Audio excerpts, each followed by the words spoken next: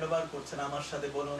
হযরত ইব্রাহিম ছেলে ইসমাইলকে নিয়ে বলছে, রে ছেলে ইসমাইল, বাবা আমার সাথে একসাথে মিলে এবার কাবা ঘর হ্যান্ডওভার করি চলো। হযরত ইব্রাহিম আলাইহিস সালাম হ্যান্ডওভার করছেন। রব্বানা তাকাব্বাল মিন্না ইন্নাকা আনতাস সামিউল আলিম। আল্লাহ তুমি কবুল করো আমাদের পক্ষ থেকে। কি চমৎকার! এই ঘরখানা বানাতে গিয়ে অনেক ত্রুটি হয়েছে, যদি কবুল না করে মালিক, তাহলে সেই মালিক কবুল না করলে সব ব্যর্থ না? কাজী হযরত ইব্রাহিম আলাইহিস সালাম দোয়ার মাধ্যমে হ্যান্ডওভার করছে। আজকালকার একদল মৌলবী নামাজ পড়তে এসে কয় দোয়া লাগে না, দোয়া নাই। নামাজের মধ্যে আমার উযুতে ত্রুটি হতে পারে, নামাজের মধ্যে আমার দাঁড়ানোতে ত্রুটি হতে পারে, আমার রুকুতে ত্রুটি হতে পারে, আমার সিজদায় ত্রুটি হতে পারে। কাজে এতগুলো ত্রুটির পর আমার এই নামাজ আল্লাহর কাছে দিচ্ছি, আল্লাহ যদি কবুল না করেন তাহলে তো সব ব্যর্থ হয়ে গেল। এই জন্য দোয়া করি নামাজের পরে, রব্বানা তাকাব্বাল মিন্না ইন্নাকা আনতাস সামিউল আলিম ওয়া তুব আলাইনা ইন্নাকা আনতাত তাওয়াবুর রহিম। আল্লাহর কাছে হ্যান্ডওভার করা হয় দোয়ার মাধ্যমে। দোয়া দিয়ে হযরত ইব্রাহিম আমাদেরকে শিখিয়েছেন ভালো কাজ আল্লাহর কাছে হ্যান্ডওভার করা। কথা বল না, যেহেতু কোরআন বলেছে ফাবি হুদাহু মুক্তাবে, ফাবি হুদাহু মুক্তাবে। হে রাসূল, হে রাসূল, আপনি এখানে যা আপনাকে দিলাম, এরপরে কোন নবীর যদি কোনো আমল থাকে তাহলে ওটাও অনুসরণ করুন, কোনো অসুবিধা নাই। হযরত ইব্রাহিম আলাইহিস সালাম অনুসরণ করেছেন, ভালো কাজ হ্যান্ডওভার করেছেন কিসের মাধ্যমে? কাজে নামাজটা ভালো কাজ কিনা? আপনি কথা বলছেন না যে নামাজটা ভালো কাজ কিনা? তাহলে ভালো কাজটা হ্যান্ডওভার করব কি দিয়া? দোয়া দিয়ে। হযরত ইব্রাহিম কাবা ঘরে ছেলে ইসমাইলকে নিয়ে আল্লাহর হাতে যখন হ্যান্ডওভার করলেন, ওই মুহূর্তে আল্লাহ রিপ্লাই দিয়ে দিলেন। তাকাব্বাল মিন্না বলছে না, আল্লাহ গ্রহণ করে। আল্লাহ বলছেন, দাও ইব্রাহিম, আমি তোমাকে রিপ্লাই দিয়ে দিলাম, কিয়ামত পর্যন্ত যেন মানুষ তোমাদের নামটা যেন মনে রাখে। তোমরা যে কাবা ঘরের নির্মাতা, তুমি আর তোমার ছেলে যে কাবা ঘর নির্মাণ করেছো, মসজিদ বানিয়েছো, যাও তোমাদের নাম আমি ঘোষণা দিয়ে দিলাম। এবার আল্লাহ পাক রব্বুল আলামিন হযরত ইব্রাহিম আলাইহিস সালামকে বার্তা পাঠালেন, মেসেজ দিয়ে দিলেন, وَإِذْ يَرْفَعُ إِبْرَاهِيمُ الْقَوَاعِدَ مِنَ الْبَيْتِ وَإِسْمَاعِيلُ। হযরতে ইব্রাহিম এবং ইসমাইল দুইজনে মিলে কাবা ঘর নির্মাণ করেছে। আল্লাহ বলেন ভালো কাজটা হ্যান্ডওভার করেছে তাকাব্বাল মিন্না বলে, যাও আমি তুমি এবং তোমার ছেলে দুইজনের নাম দিয়ে দিলাম। সুবহানাল্লাহ। দুইজনের কি দিলাম? নাম দিয়ে দিলাম। কন্যা সুবহানাল্লাহ।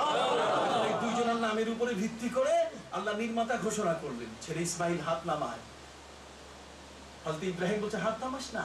আরেকটা দোয়া আছে, রব্বানা ওয়াজআলনা মুসলিমাইনি লাকা ওয়া মিন যুররিয়াতিনা উম্মাতান মুসলিমাতান লাক। দোয়া কবুল হইতাছে, কাজে কবুলের সময় বাধা দিও না। সাথে সাথে বলছে আরেকটা দোয়া, যে আল্লাহ আমাদেরকে মুসলমান বানাও, আর পৃথিবীর মধ্যে একটা, এই দুনিয়ার মধ্যে উম্মতে মুসলিমা, একটা উম্মতে মুহাম্মাদি, একটা সুন্দর জাতি তুমি আমার বংশ থেকে দিয়ে দাও। পৃথিবীর মধ্যে মুসলমান জাতি তুমি দিয়ে দাও। আমরা মুসলমান জাতি হিসাবে বরাদ্দ পেয়ে গেলাম। এবার হযরত ইসমাইল হাত নামাইছে, ইব্রাহিম বলছে হাত নামাইস না বাবা, আরেকটা দোয়া বাকি আছে। খালি এদের উম্মত মানে শ্রেষ্ঠ উম্মত হলে হবে না, এদের শ্রেষ্ঠ নবী দরকার, এখন শ্রেষ্ঠ আসমানি কিতাব দরকার। সুবহানাল্লাহ। সাথে সাথে দোয়া, রব্বানা ওয়াবাস ফীহিম রাসূলান মিনহুম ইয়াতলু আলাইহিম আয়াতিকা ওয়া ইউআল্লিমুহুমুল কিতাবা ওয়াল হিকমা ওয়া ইউযাক্কিহিম। কাজী শ্রেষ্ঠ নবী পেয়েছি, শ্রেষ্ঠ কিতাব পেয়েছি, শ্রেষ্ঠ উম্মত হওয়ার মতো আল্লাহ তাআলা আমাদের সৌভাগ্য অর্জন করার সুযোগ করে দিয়েছেন। সম্মানিত সুধী, এই সব কিছু অর্জিত হয়েছে কাবা ঘরকে কেন্দ্র করে। কি বলেন ঠিক না? এই কাবার জমিনটা বানাইয়া পৃথিবী বানানো হয়েছে। এই কাবা ঘর, এটি হলো পৃথিবীর প্রথম মসজিদ। না, পৃথিবীর প্রথম কি? আর নবীজি গোটা জীবন ভর শুধু কি বানাইছেন? মসজিদ বানাইছেন। যত যুদ্ধে গেছেন মসজিদ, ওই যে মসজিদে কুবা আপনি দেখেন, মসজিদে কুবা আল্লাহর রাসূলের এটা প্রথম মসজিদ। কথা বুঝতে পারছেন? ঠিক না? মসজিদুন উসসিসা আলা তাকওয়া মিন আউয়াল ইয়াউমিন। কথা বলে আহাদ পাইও পাবে। সেখানে আল্লাহ পাক রব্বুল আলামিন ওই মসজিদের প্রশংসা করেছেন। আল্লাহর নবী মসজিদে নববী প্রতিষ্ঠা করছেন। যেখানে তিনি গেছেন, যুদ্ধের ময়দানে যাওয়ার পরও সেখানে মসজিদ কি করেছেন? প্রতিষ্ঠা করেছেন। কেন? এই পৃথিবীর মধ্যে একটা জিনিসের উপরে কিয়ামত হবে না, আর সেই জিনিসটা হলো কাবা ঘর, মসজিদ। কথা বুঝতে পারছেন? কাবা ঘর কিয়ামতের দিনে উড়ে আল্লাহর জান্নাতের সাথে মিশে যাবে। দুনিয়ার যত মসজিদ সবগুলো একত্রিত হয়ে তুলার মতো কাবা ঘরের সাথে মিশে জান্নাতে চলে যাবে। সম্মানিত সুধী, সেই সূত্র ধরে আমি আপনাদের কাছে বলতে চাই যে আল্লাহর মেহেরবানি, আজ এই জমিনের মধ্যে, যে জমিনের মধ্যে রাস্তায় ঘুরলে একজন ইমানদার ব্যক্তিকে খুঁজে পাওয়া বড় কঠিন, কি বলেন ঠিক কিনা? আর সেই জমিনের মধ্যে এতগুলো মুসলমান, আপনারা, আমি তো মনে করি যে হযরত ইব্রাহিম আলাইহিস সালাম ইসমাইল যেমন কাবা ঘর নির্মাণ করে সওয়াব পেয়েছেন, আপনারা এই ধরনের মসজিদগুলো প্রতিষ্ঠা করে কম সওয়াব পাবেন না। এমন একটা জমিন, যে জমিনের মধ্যে আল্লাহর দ্বীন, আল্লাহু আকবার শব্দ উচ্চারণ, যেই জমিনের মধ্যে মাইকে আজান দেওয়ার মতো এত বড় ফাইট করে আপনারা আজানের ব্যবস্থা করেছেন, কি বলেন, কল টু প্রেয়ারের আপনারা ব্যবস্থা করেছেন। কত রকম আদালত হয়েছে, কত রকম বিরোধিতা হয়েছে, তার মধ্যেও সারা পৃথিবীকে মেসেজ জানিয়ে দেওয়া হয়েছে। গোটা পৃথিবীর টিভি স্টেশনগুলো এই মসজিদটার ছবি নিয়েছে, কি বলেন ঠিক কিনা? বিভিন্ন খান থেকে তারা এসে এখান থেকে ছবি নিয়ে গেছেন। তার মানে এই আমেরিকার জমিনের মধ্যে একটি মাত্র জায়গা, যে জায়গার মধ্যে মুসলমানরা তাদের মাইক বাইরে দিয়ে আজান শুনে তারা নামাজে আসেন। কন্যা সুবহানাল্লাহ, আর জোরে কন্যা সুবহানাল্লাহ। আমি বিশাল স্বপ্ন দেখছি, এটা ওই এক নবীজির সাথে সম্পর্ক, আল্লামা সাহেব কেবলা ফুলতলি রহমতুল্লাহ আলাই, আর ওখান থেকে থ্রো হচ্ছে নূর আপনাদের দিকে। কন্যা সুবহানাল্লাহ। এজন্য আমি তাকে বিশ্ব ওলি বলি। আমি তাকে শুধু বাংলাদেশের সিলেটের ওলি আমি বলতে চাই না, আমি বলতে চাই যে তার বেলায়েতের সূর্যের আলো এত বড়, বেলায়েতের সূর্যের আলো এত বড়, শুধু বাংলাদেশ শুধু আলোকিত হয় নাই, শুধু ব্রিটেন, আমেরিকা, কানাডা সব আলোকিত হয়ে গেছে। আজ এখানে এই সুন্দর মসজিদ প্রতিষ্ঠিত হয়েছে, শুধু মসজিদে হয় নাই, বরং সেই মসজিদের সাথে মিনারে আজকে মাইকের আজানও প্রতিষ্ঠিত হয়েছে, কি বলেন ঠিক কিনা? এই মসজিদটি শুধু মসজিদ নয়, এটা একটা কমপ্লেক্স। বলো এটা কি?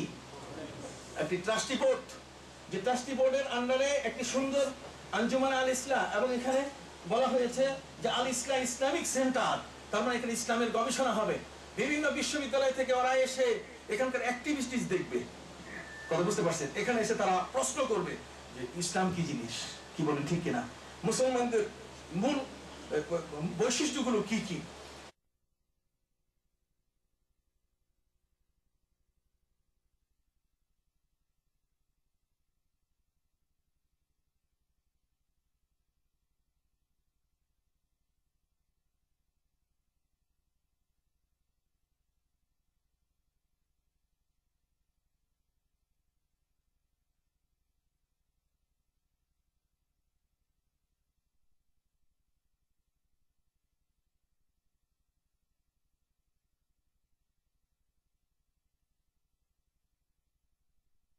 আমি শুনে অবাক হলাম, আমার ভাই জনাব মুতলিব সাহেব, উনি আমাকে বলছেন যে এখানে ওই যে সমকামিতা, যেটা পুরুষে পুরুষে বিবাহ, নারীতে নারীতে বিবাহ, যেখানে আইন পাস হয়ে যাওয়ার কথা ছিল, সেখানে 570টি ভোটে আপনারা বিজয়ী হয়েছেন। বলুন সুবহানাল্লাহ। এই পৃথিবীর সবচেয়ে বড় একটা গজবের অবস্থান থেকে আপনাদের এলাকা বেঁচে গেছে।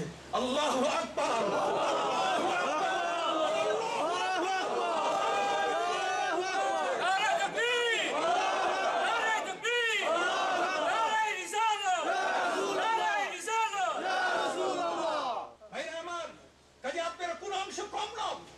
আল্লাহ আপনাদেরকে যে ইমানি শক্তি দিয়েছেন, তরবারি আপনাদের হাতে নাই, আছে আছে আছে কি? ঈমান। রাসূলের মহব্বত আছে, আল্লাহর প্রতি প্রেম আছে, ভালোবাসা আছে, নেক আমল করে পৃথিবীতে বাঁচতে চাই। আপনারা যে পথে এসেছেন, এটা কি ভুল পথ? না। বলেন, এই পথে আপনাদের সন্তানদের আসা দরকার কিনা? মা বোন যারা আছেন তাদের এই পথে আসা উচিত কিনা? আজ বাইরে আমরা যখন যাই, তখন আমরা দেখি, তখন চোখ লজ্জায় নিচে চলে আসে, কি বলেন ঠিক কিনা? সেখানে নিজকে রক্ষা করা বড় কঠিন। এর ভেতরে বিশাল আল্লাহর মেহেরবানি, আল্লামা সাহেব কেবলা ফুলতলি রহমতুল্লাহ আলাইহির রুহানি তাওয়াজ্জু, বিশাল এক টার্গেট, বিশাল এক আলো, বিশাল এক ফোকাসিং, এমন এক থ্রো, যেটা শুধু বাংলাদেশের ওই পর্যন্ত সীমিত নয়, এখানে পর্যন্ত চলে আসছে। কন্যা সুবহানাল্লাহ। বাইনোকুলারের পাওয়ার এত বড়, দূরবীক্ষণের পাওয়ার এত বড়, যেটা সার্চ লাইটটার আলো চলে আসছে এত দূরে, কি বলেন ঠিক কিনা? অতএব আমি আপনাদের খেদমতে চাই, একটু জায়গা এখানে মাঝখানে আছে, ঘর একটা আছে, সেটাও নেওয়া দরকার, কেনা দরকার। সম্মানিত সুধী, আমি আপনাদেরকে বলবো, এখানে যারা আছেন, আল্লাহর ওয়াস্তে আমি মনে করি ইনশাআল্লাহ কিয়ামতের ময়দানে জিহাদের সওয়াব, জিহাদের ময়দানে কোন ব্যক্তি শাহাদাত বরণ করে যে সওয়াব পায়, আপনারা এখানে বসে সেই সওয়াব পাবেন। বাংলাদেশের চেয়ে এখানের অবস্থান কিন্তু ভিন্ন, অতএব এখানে বসে আপনারা সেই সওয়াবটি পাবেন। আছেন কি এই কমপ্লেক্সটির জন্য বেশ